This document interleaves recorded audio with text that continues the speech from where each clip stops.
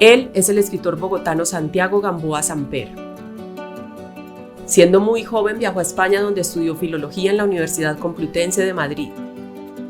Luego vivió en París y allí trabajó como periodista en Radio Francia Internacional y como corresponsal para el periódico El Tiempo. Vivió 30 años fuera de Colombia, viajó por más de 70 países y esos recorridos, sumados a las vivencias, fueron alimentando su escritura. Ha publicado una docena de libros donde se destacan El síndrome de Ulises, nominada al Premio Rómulo Gallegos, Necrópolis, ganadora del premio La Otra Orilla, y Perder es cuestión de método, adaptada al cine por Sergio Cabrera. Santiago Gamboa ha sido además columnista en diversas publicaciones, ha participado en varias antologías de narradores latinoamericanos y sus obras han sido traducidas a más de 15 idiomas. Este capítulo aparte hace un recorrido por la más reciente novela del escritor Santiago Gamboa, quien conversa con Alfonso Buitrago Londoño, periodista, escritor y docente.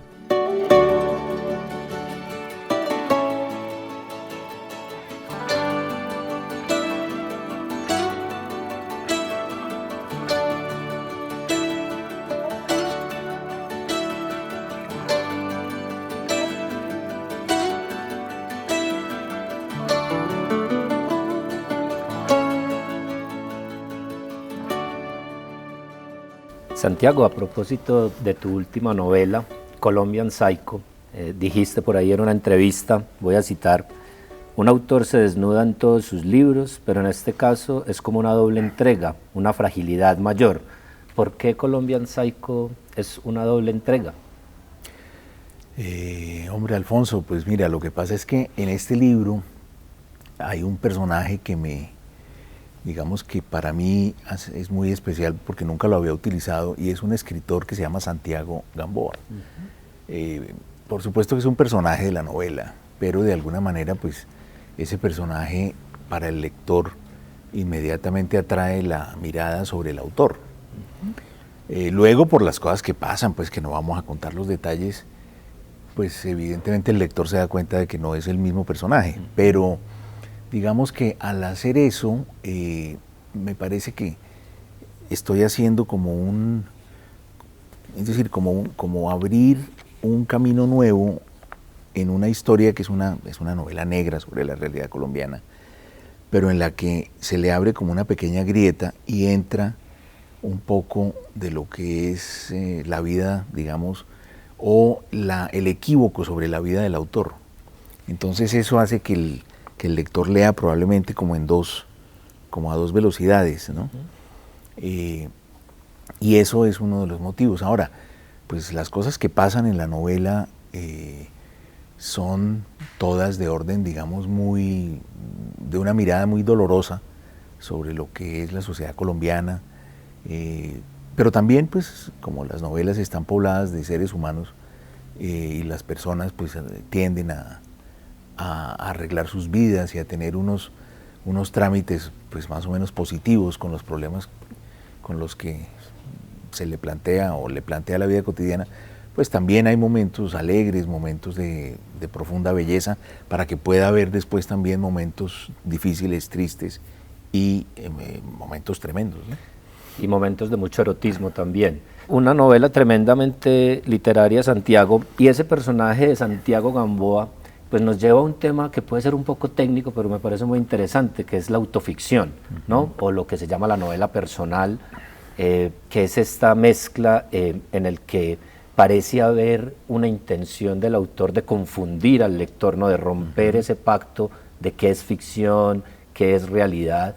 En todas tus novelas siempre hay escritores o gente dedicada a la literatura, pero aquí aparece Santiago Gamboa. ¿Cómo fue entrar a la autoficción?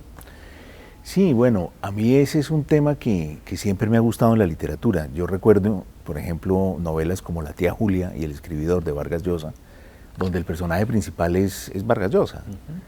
Marito se llama porque era joven y así lo llamaban en la familia. Y tal vez el antecedente más ilustre, obviamente, pues es nada menos que En busca del tiempo perdido, de Proust, en donde el personaje y el autor son en principio la misma persona, pero claro, ahí viene el problema, porque resulta que son la misma persona, pero luego, como es una novela, pues digamos que el autor tiene la libertad para poder un poco ficcionarse también a sí mismo, ¿no? Gran diferencia con las novelas que son, digamos, crónicas, como es el caso de A Sangre Fría, de Truman Capote, que por ejemplo, el personaje que investiga los asesinatos, en fin, de A Sangre Fría de Truman Capote, están contados con una estricta sujeción a la verdad. Mientras que en esta autoficción, pues uno puede también un poco imaginarse a sí mismo haciendo cosas diferentes, estando, pues porque al fin y al cabo uno se convierte en personaje y ese personaje está en contacto con los demás personajes que sí son completamente ficticios. Entonces uno puede imaginarse pues una serie de relaciones con ellos que de otra manera sería imposible, y eso también es un juego con el lector, porque el lector obviamente fantasea y supone que algunas de esas cosas son verdaderas, pero por otro lado también dice, no, esto no puede ser cierto. Es decir, ese concepto de verdad queda un poquito como en la frontera, y eso a mí me gusta. Y luego como autor también me gusta estar cerca de los personajes que me gustan, de mis propios personajes que los he ido como creciendo en otros libros, y que cada vez me gusta más como volver a ellos, repetirlos. Un poco como los directores de cine que usan a los mismos actores. Grandes directores de cine que yo admiro, como Tarantino o como Scorsese, en sus películas usan casi siempre 4, 5, 6 autores que son los mismos. En este caso no son actores, sino que son personajes, pero que yo ya los he ido como creciendo en otros libros y ya sé que trabajo bien con ellos, y que ellos pues me permiten avanzar las historias que quiero contar. Claro, aparecen de Será larga la noche, casi que el trío principal, ¿no? La periodista, el fiscal, el ayudante. Pues hablemos de esos personajes y luego volveremos a Gamboa, que es curioso porque es un fiscal incorruptible, huitoto, ¿no? Indígena, sí. Una periodista, mujer, investigadora, divorciada, y finalmente el ayudante, que es para mí uno de los personajes más entrañables, porque es una reinsertada que está tratando pues de volver a rehacer su vida. Que vienen también de Será larga la noche. ¿Por qué escogiste esos personajes? ¿Por qué un indígena? Sí, bueno, hay otros, en realidad hay otros dos, tú dijiste que eran los principales, que son los agentes que le ayudan al fiscal. Pero mira, esa galería de personajes para mí está originada exclusivamente en la primera novela. O sea, yo para responder a las necesidades de la primera novela fue que empecé como a encontrar esos. Como la primera novela era una novela en el mundo de los pastores evangélicos. Me parecía que era como un mundo tremendamente masculino. Entonces ahí fue que pensé en que las protagonistas fueran dos mujeres investigadoras, como para equilibrar un poco esa sobrecarga de masculinidad. Pero al mismo tiempo, el hecho de que sean periodistas obedece a una vieja idea que yo ya tuve hace 20 y pico de años cuando publiqué Perder es cuestión de método, claro. y que tiene que ver con el hecho de que los detectives en las novelas, pues para mí, como lector y como escritor, la figura del detective para una novela negra colombiana no me parece totalmente creíble. Hay algunas y al final uno acaba por parecerle entrañable cuando el escritor es bueno, pero en las mías yo siempre he preferido utilizar al periodista porque hay un elemento que para mí es fundamental, y es que si yo utilizo un detective que representa la ley, entonces eso quiere decir que cuando el detective se entera de la verdad, triunfa la ley. Y a mí eso me parece que es tremendamente irreal en Colombia. Entonces, ¿quiénes investigan y quiénes están en peligro por sus investigaciones? La prensa, los periodistas. Entonces yo dije, no, mis protagonistas van a ser periodistas, que son los que hacen tremendas investigaciones, los que llegan a unos niveles de acusación con pruebas como si fueran detectives, pero muchas veces, el 90% de las veces, la justicia no funciona. O sea, ellos hacen su trabajo y le ponen al espectador, al lector de prensa o, en fin, le ponen los elementos y la historia para que sea comprensible de qué fue lo que pasó. Y rara vez la justicia hace lo mismo. Entonces, por eso para mí es muchísimo más creíble un periodista. El periodista, yo siempre digo que es un detective sin pistola y sin placa, ¿no? El periodista es un gremio, el periodismo, por mucho que lo acusen de esta vida y la otra, es uno de los gremios más sanos que hay en Colombia, con menos corrupción. Es decir, Colombia es un país extremadamente corrupto en todas sus cosas, y el gremio de la prensa es uno de los menos. Entonces, y cuando digo eso me refiero sobre todo también a las personas que trabajan día a día en informar. Ya después allá los altos jefes, pues yo no pongo la mano en el fuego por ellos, pero sí por ese reportero que está en la calle, por esos analistas que se juegan la vida y muchas veces la pierden, porque aquí en Colombia han matado, y lo mismo en México, países con problemas de mafia, todo eso. Al periodista lo matan igual que a los guardianes de la ley, digamos, que a los detectives. Entonces por eso me gusta la idea. Ahora, esta mujer, Julieta, a mí que es la periodista, de la novela anterior me quedó muy, como muy en la memoria y como en el afecto, porque me pareció una mujer valiente, entrando en la cuarentena, divorciada, con 2 hijos, con una cantidad de problemas, como son muchas mujeres que yo he conocido en mi vida. Con un ex marido que obviamente detestan, ¿no? Y que es como la suma de todo lo que odian en la vida y que no se explican cómo alguna vez pudieron haberse enamorado de esa persona. Y eso también lo he visto yo miles de veces. Pues casi todas las personas que he conocido han tenido experiencias así. Entonces me parecía muy verosímil utilizar un personaje así y que fuera quien llevara la investigación. Y luego está su colaboradora, que después de la desmovilización es una mujer que estuvo en la guerrilla, pero que le ayudó y fue convocada por la Fiscalía en algunas para información sobre ciertas cosas, y entonces ella quedó un poco en ese mundo, y en ese mundo se encontró con la periodista y ahora trabajan juntas. Hacen la dupla.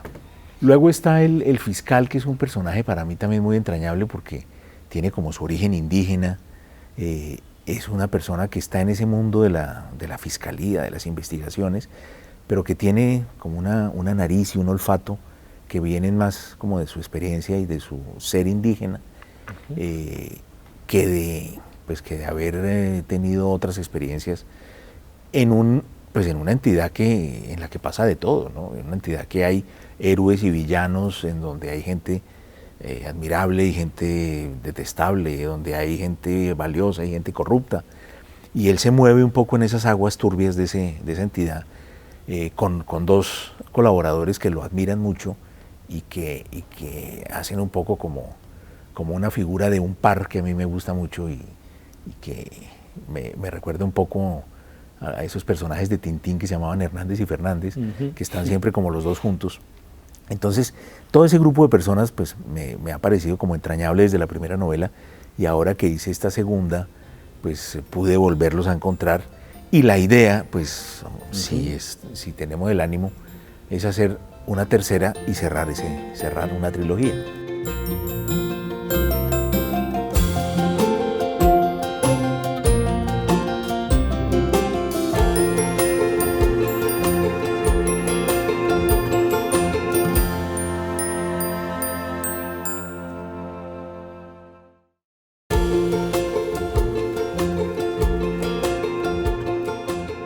Santiago, mencionaste ahora en la primera novela, pero esta es más o menos tu docena, ¿no? De publicaciones en novela. ¿Por qué mencionas una primera novela? También sabemos pues que tienes un proyecto de una trilogía, ¿no? Sí, efectivamente, Alfonso. Lo que pasa es que cuando yo volví de Europa para vivir en Colombia en el año 2015, después de 30 años, yo me había ido a los 19 años para allá y venía con frecuencia, pero vivía todo ese tiempo, he vivido allá. Entonces cuando yo regresé 30 años después, en el 2015, la primera novela que escribí aquí en Colombia es una novela que se llama Volver al Oscuro Valle. que era un poco una novela sobre el regreso. La tenemos acá. Sí. Y después empecé como a ver un poco lo que pasaba aquí en Colombia. Empezó pues para mí pues uno de los momentos más emocionantes y al mismo tiempo pues más tristes, que fue todo el tema del proceso de paz. Y entonces en ese momento me sentí como la necesidad de hacer novelas que hablaran sobre la realidad de Colombia actual, es decir, que fueran como 3 fotografías de una Colombia muy de hoy, después del proceso de paz, con todas las contradicciones que tiene esta sociedad. Ahora que ya estando yo otra vez acá podía escribir sobre ella, porque cuando yo estaba afuera, pues yo sí, obviamente que conocía y sabía, pues tenía las referencias de Colombia, pero las referencias como de la vida eran referencias que eran más fuertes como hacia la adolescencia de los años 80, por allá, que fueron los años que yo viví adolescencia en Colombia. Después ya me fui para España, después para Francia, bueno. Entonces dije, no, voy a hacer una especie como de actualización de mi propia mirada sobre el país, y la quiero hacer, pensé yo, del modo pues que a mí me parece más, pues por lo menos que se presta mejor, que es la novela negra.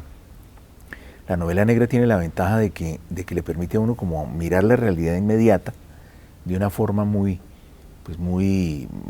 directa, y al mismo tiempo es un género muy verosímil que a la gente le gusta. Entonces pues uno a través de ese género puede decir muchas cosas también como escritor, ¿no? Entonces arranqué con una, pero bueno, yo pensaba una trilogía. Ahora después me puse a pensar, ¿y uno por qué piensa en trilogías y no en cuartetos o en quintetos? No sé, pero...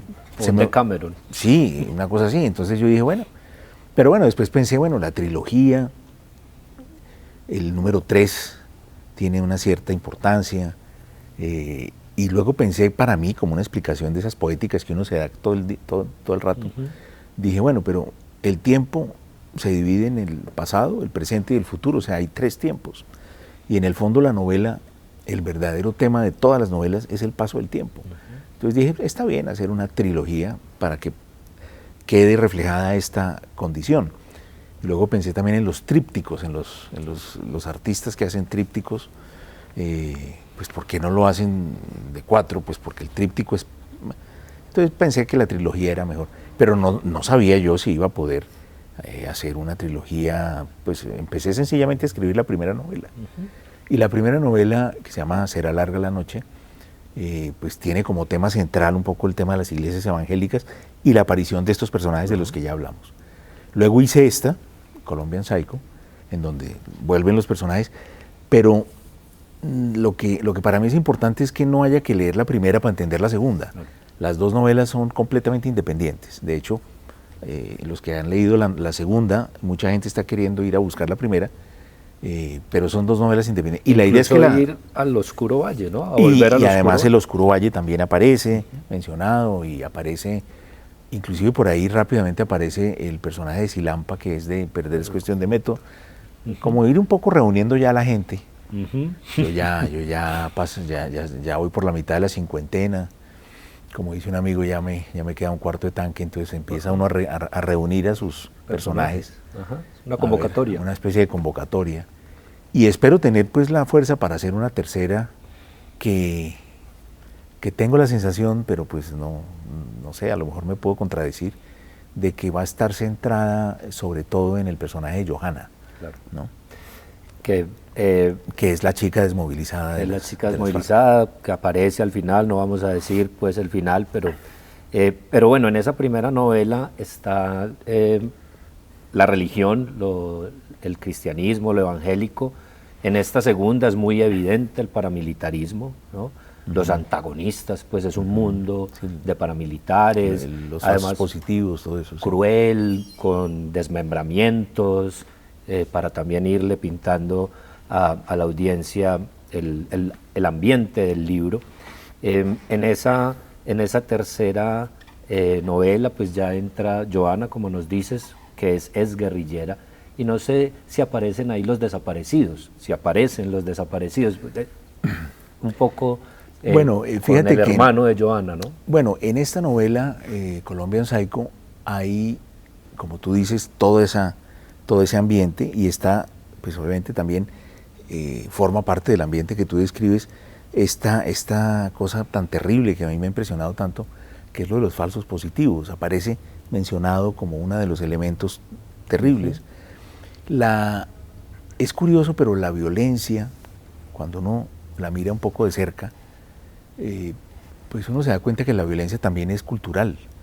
Por increíble que parezca, la violencia y el modo de ejercerla es también un hecho cultural. Es decir, no es igual cómo se mata en México, en Medio Oriente, en los países de África.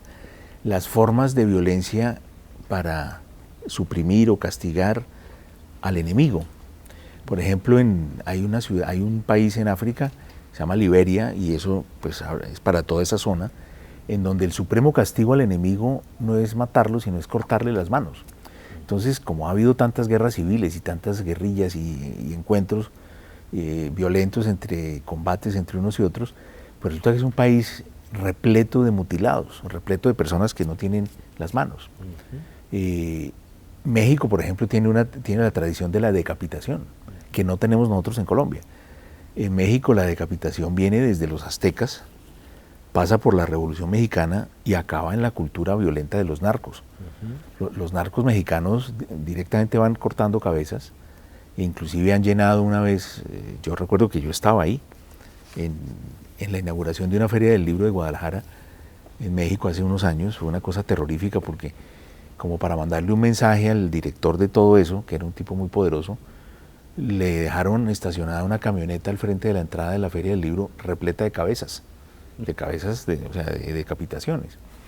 Es decir, eso es algo que tiene mucho que ver con la cultura mexicana, y de hecho cuando uno ve aquí en Colombia que hubo decapitaciones, generalmente tienen que ver los mexicanos.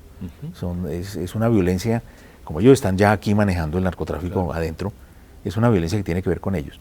Nuestras violencias tienen otras características. Nosotros tenemos, por supuesto, el corte de franela, tenemos el carrobomba y la motosierra, ¿no? Entonces la motosierra tiene que ver con el desmembramiento, ¿no?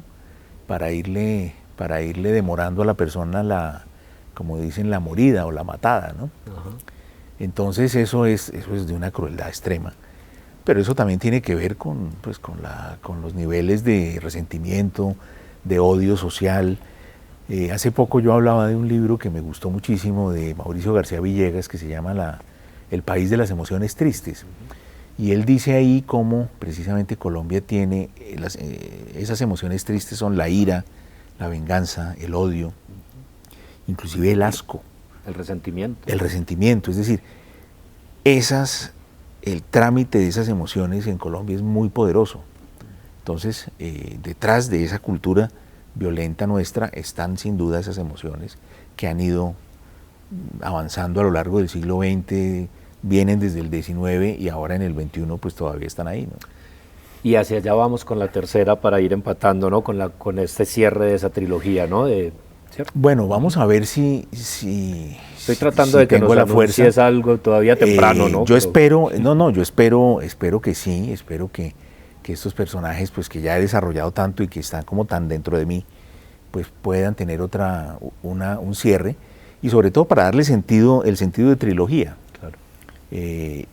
Yo creo que sí, yo creo que es un libro que va a tratar un poco el tema de los desaparecidos. Evidentemente es uno de los temas más dolorosos y más frecuentes, ¿no? Yo he conocido tanta gente que quiere, en talleres literarios, muchachos que quieren entrar a hacer literatura porque quieren literariamente encontrarle una respuesta a la desaparición de generalmente lo veo en muchachas, y el desaparecido es el padre.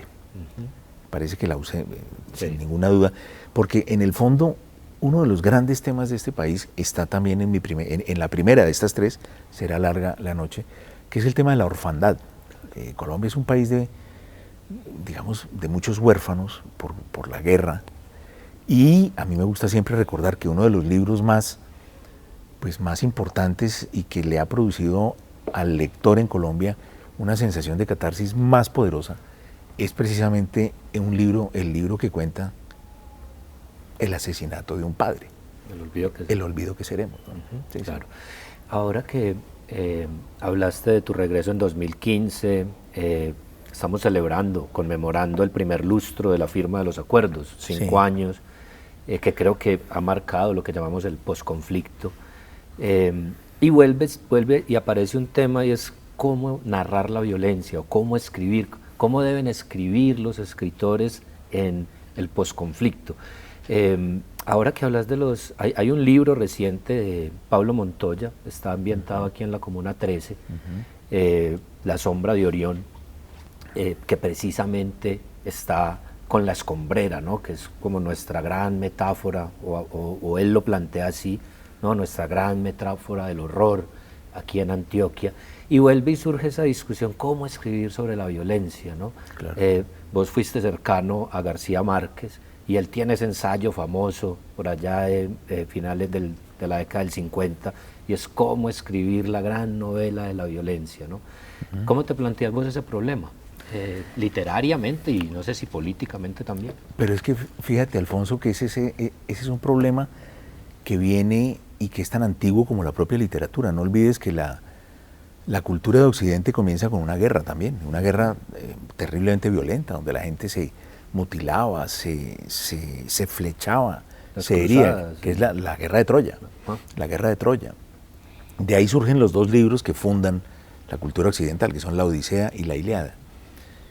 Y a lo largo de la historia de la literatura, tú vas a ir encontrando que el tema de la violencia es un tema permanente, porque precisamente es uno de los, pues, digamos, de las experiencias más poderosas y duras que tiene una sociedad y un individuo.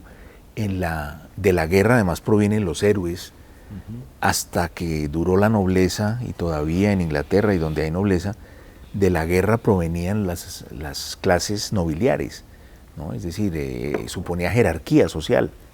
Eran los militares los que eran nobles. Digamos, para que el comerciante empiece a ser un protagonista de la sociedad hay que esperar hasta el siglo XIX. Antes los héroes de la sociedad eran los guerreros. La espada era... Y por eso la guerra tenía tanto prestigio. Cuando se entraba en guerra, entonces los valores que predominaban en una sociedad eran la fuerza, la juventud, la astucia, mientras que la paz les parecía aburridísima. La paz era como el espacio de los ancianos, de la senectud. Entonces, inmóvil, quieto. Exacto, no había una inmovilidad muy, muy poderosa. Entonces la literatura siempre estuvo muy cerca de la guerra, porque además en la guerra está la muerte, que es el otro gran tema de la vida. El gran tema de la vida es su contrario, que es la muerte. Entonces ahí vemos la literatura en todo el siglo XX. Colombia tiene una experiencia, pues obviamente, muy grande. Nosotros, en América Latina, cada región y cada país tiene como un tema en torno al cual su literatura por un tiempo da vueltas. Así como en Chile toda la literatura de los últimos 20 años habla del golpe de Estado, en Argentina de los desaparecidos, ahora en México están con el narcotráfico, nosotros ya pasamos por ahí. Ahora ya estamos más es como en la violencia social, la violencia política. Pues nosotros también tenemos primero en las violencias del narcotráfico y después en las políticas, esos ejes en torno a los cuales la literatura que quiere tratar sobre eso, porque también hay literatura colombiana que no se ocupa de eso porque eso no es obligatorio. Claro. O sea, hay que tener siempre en cuenta que el escritor no tiene una camiseta que dice Colombia. El escritor es una persona independiente que escribe lo que a él le viene en gana y por eso a veces cuando uno dice cómo se debería escribir, a mí me ha parecido que eso no es para la literatura, eso es más bien como para la memoria histórica, para la historiografía, para la sociología. El escritor siempre dará su propia versión de las cosas. El modo de ver la violencia que tiene Gilmer Mesa en Medellín es un modo totalmente distinto del que puedo tener yo con respecto a Bogotá o Cali, ciudades que conozco, porque Gilmer es un sobreviviente. Es autobiográfico. Entonces él es autobiográfico. Y por eso a mí desde su primera novela, La Cuadra, me pareció uno de los escritores más en carne viva y más poderosos que hay en este momento. Ahora acaba de sacar una segunda novela. Es decir, nosotros escribimos también lo que necesitamos escribir, cada escritor. Hay otros escritores que tienen unas miradas más intelectuales sobre la historia, sobre el mundo, y eso me parece que está muy bien, porque lo más importante es la suprema libertad creadora, ¿no? Entonces, a nadie se le puede criticar porque no escriba sobre una serie de cosas, sino sencillamente. Y en mi caso, pues la violencia yo la he tratado siempre un poco en relación a mi actividad periodística. Es como el periodista y mi curiosidad periodística la que me lleva después a conocer la violencia, porque yo no he sido nunca víctima, ni mi familia. Nosotros pues somos una familia de Bogotá que ha tenido la suerte increíble de haber pasado por toda esta violencia como pues un poco como como Daniel cruzando los leones, ¿no? Sin que lo muerda, en la Biblia. Pero yo sí he mirado de cerca a través del periodismo.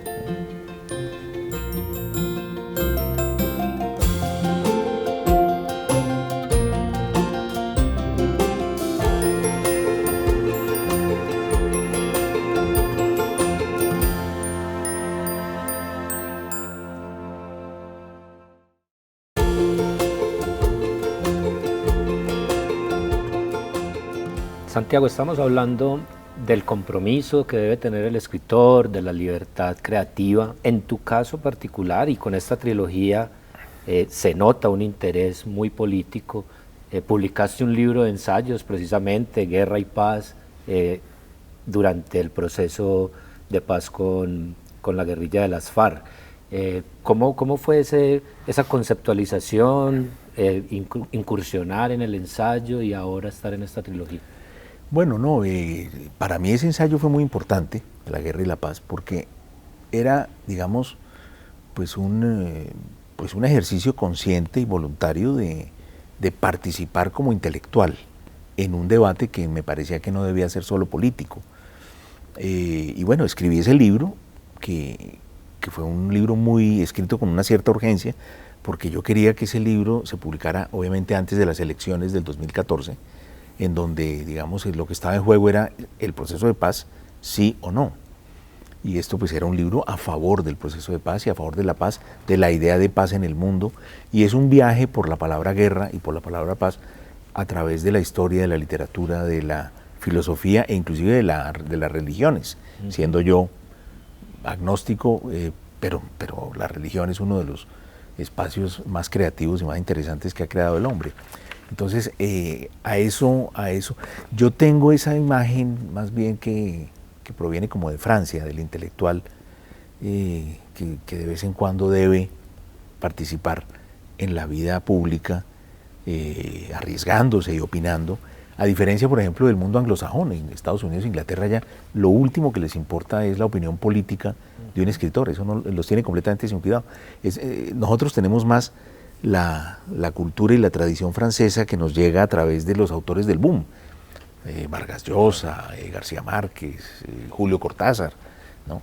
Carlos Fuentes también, ¿no? En una época en la que ellos discutían muy efervescientemente.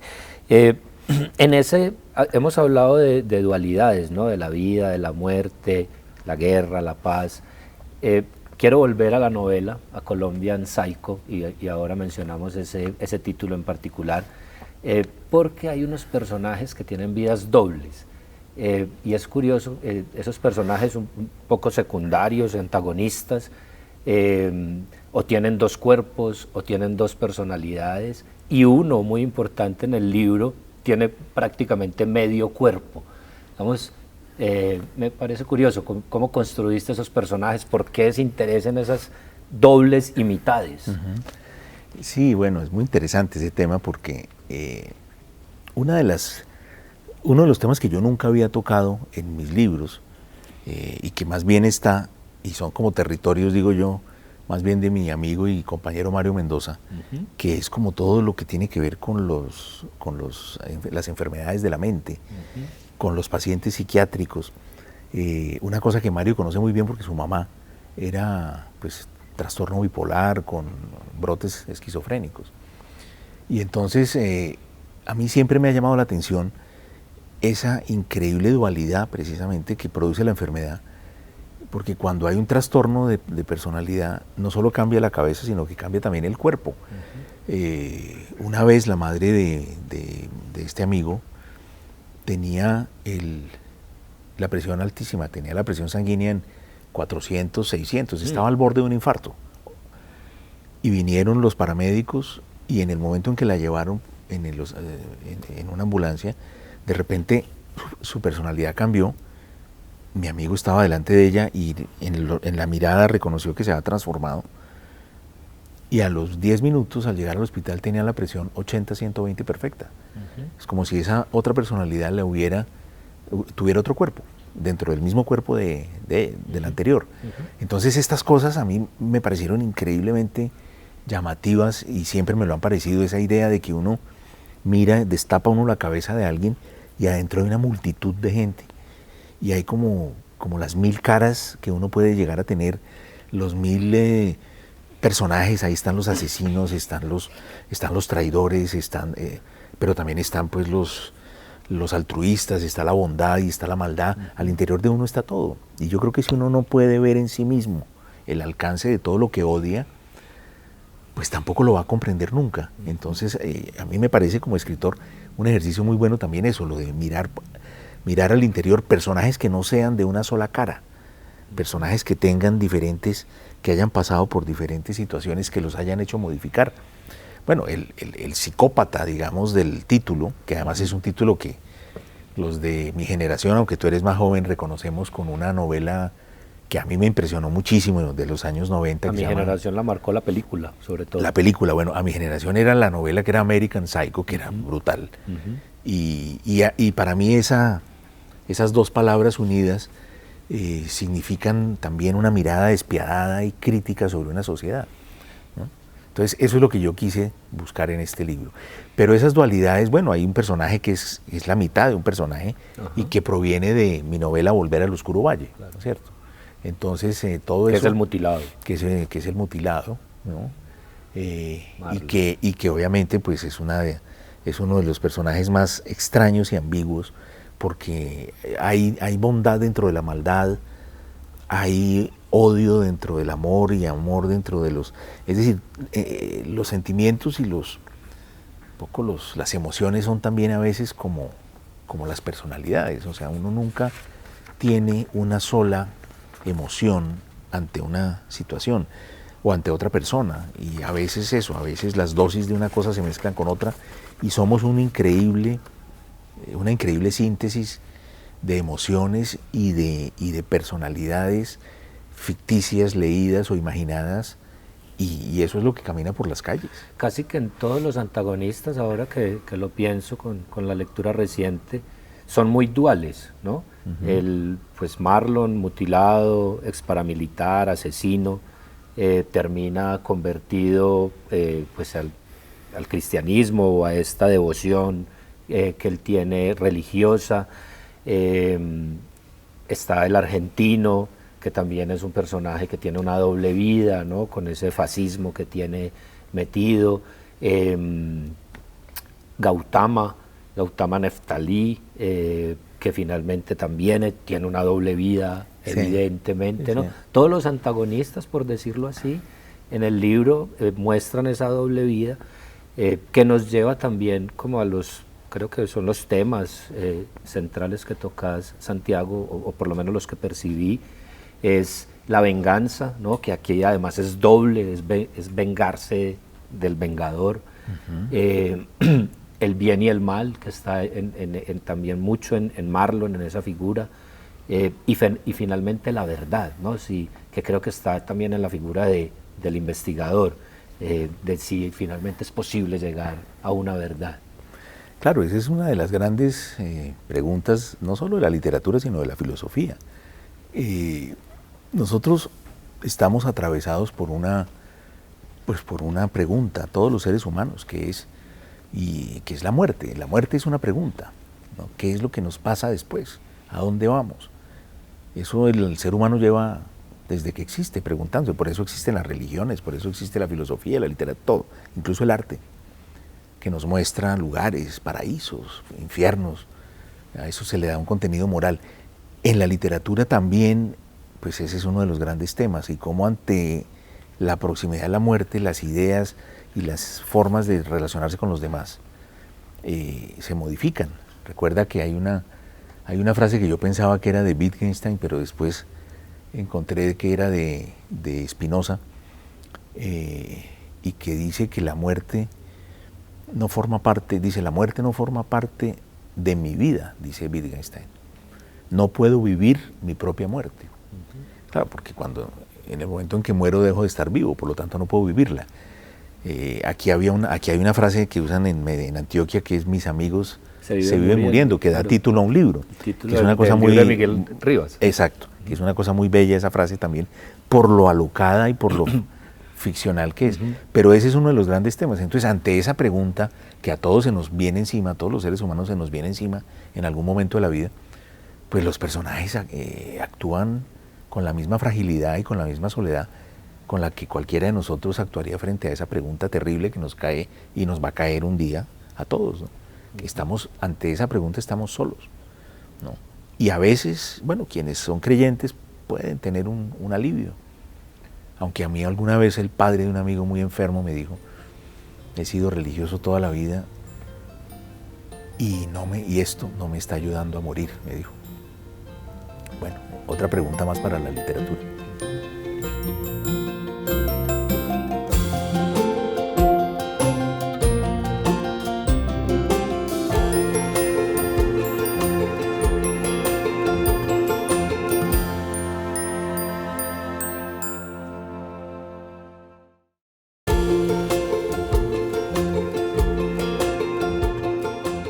Santiago, dijimos al principio, o me lo pareció así, que este libro era tremendamente literario, ¿no? Pues primero porque en la trama hay otro libro tuyo, porque hay un escritor, en este caso con nombre propio, como protagonista también de la novela, además de que es muy frecuente pues en tu obra hacer referencias a tus lecturas, a los autores que te han influido, pero me gustaría que miráramos también el panorama nacional, qué autores tenés en la mira, en la poesía, en el ensayo, en la literatura, obviamente. Bueno, a mí me gusta mucho leer poesía. Sí, yo sigo la poesía con mucho interés y además leo poesía clásica. Pues obviamente para mí, sin ninguna duda, la gran recomendación es el que considero en este momento el más grande poeta de mi generación, que es Ramón Cote. El Fondo de Cultura Económico acaba de publicar su obra, su poesía reunida, con un prólogo hermosísimo de William Ospina, de una generosidad y de una belleza como todo lo de William, maravilloso. El libro se llama Temporal, es una de las cosas, una de las grandes joyas en este momento en las librerías. Bueno, a mí me gusta mucho digamos, en temas de violencia ya mencioné a Gilmer Mesa, que puede ser, no sé si le dicen Gilmer o Gilmer, cualquiera de las dos. Las dos. Es posible. Y bueno, en general, a mí me gusta mucho como en nuevas generaciones como voces. Por ejemplo, hace poco leí una trilogía de novelas breves de Margarita García Roballo, creo que es de Cartagena, me pareció extraordinaria, pero extraordinaria. Y digamos, en el campo de la literatura escrita por mujeres hay unas cosas, pero espectaculares. Está también, bueno, está Melba Escobar, que es una caleña que lleva ya mucho tiempo escribiendo y que tiene 3 o 4 novelas que además están traducidas a todos los idiomas. Tiene un éxito, es muchísimo más exitosa, curiosamente, fuera de Colombia que dentro de Colombia. También la escritura... El Pacífico, ¿no? Pilar Quintana. Pilar Quintana, que además ha tenido tantos éxitos. Esa escritura como de reflexión filosófica y poética de Carolina Sanín, ¿no? A mí me parece extraordinaria toda esa riqueza. También pues en otras generaciones, Piedad Bonet y Laura Restrepo, y en fin, otros autores más. Pero me parece que Colombia en este momento tiene una de las, digamos, de las más grandes riquezas en diversidad de autores que hacen cosas diferentes, de América Latina, ¿no? Y en cuanto a novela negra, pues a mí me gusta mucho, pues precisamente como tú has señalado, y te lo agradezco, Alfonso, me gusta mucho la novela negra, digamos, culta, literaria, no solo la novela que se va en argumento, sino una novela que reflexiona sobre las cosas y que es muy literaria, un poco en el camino de Leonardo Padura, en el camino de Henning Mankell, que es un autor sueco que yo recomiendo siempre, y que tiene unas novelas como El Chino, que es uno de sus títulos que yo más he admirado, en donde reflexiona de una manera increíble sobre la contemporaneidad a medida que lo va llevando a uno a través de un argumento, ¿no?